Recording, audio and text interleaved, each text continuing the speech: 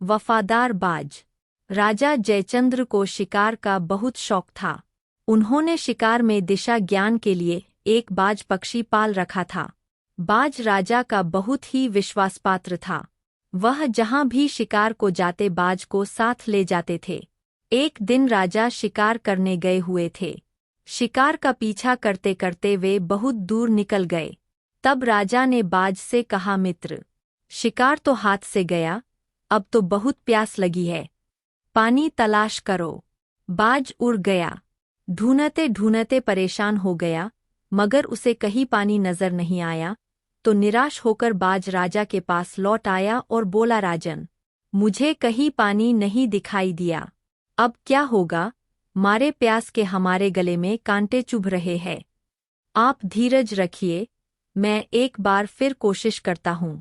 इतना कहकर बाज फिर एक और उड़ गया। उसके जाते ही राजा ने इधर-उधर देखा तो एक पेड़ के पास पानी की बूंद टपकती देखकर बड़े प्रसन्न हुए और अपना थैला खोलकर कटोरा टपकती बूंद के नीचे रख दिया। पानी बूंद बूंद करके कटोरे में भरने लगा। अभी कटोरा भरा ही था तभी बाज उड़ता हुआ उधर आ पहुंचा।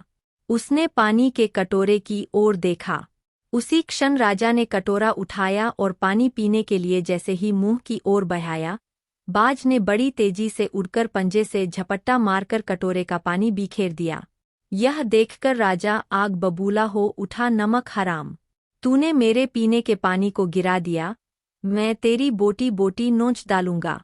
इतना कहते ही राजा ने म्यान से अपनी तलवार खींचकर बाज की गर्दन काट दी।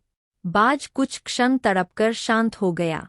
राजा उदास सा वहीं पास बैठ गया। कुछ क्षणों तक वह उल्टे पड़े कटोरे की ओर देखते रहे। अचानक एक विचार बिजली की तरह कौंधा, यह पानी पेड़ के ऊपर कहाँ से आ रहा है? और वह ऊपर नजरें उठाकर देखने लगे। ऊपर नजर पड़ते ही वह बुरी तरह से कांप गए। उनकी आंखों में भय एवं आतंक चमकने लगा। पेड़ की एक शाखा से एक भयंकर अजगर लिपटा हुआ था। उसके मुंह से राल के रूप में पानी टपक रहा था। आप राजा को काटो तो खून नहीं। वह वहीं बैठकर बाज के धर को हाथों में उठाकर पछताने लगे। मगर अब पछताने से क्या? बिना विचारे वह अपने साथी को खो चुके थे। आथ रोते पीटते लौट आए। सच ही कहा गया है, बिना विचारे कोई भी काम नहीं करना चाहिए।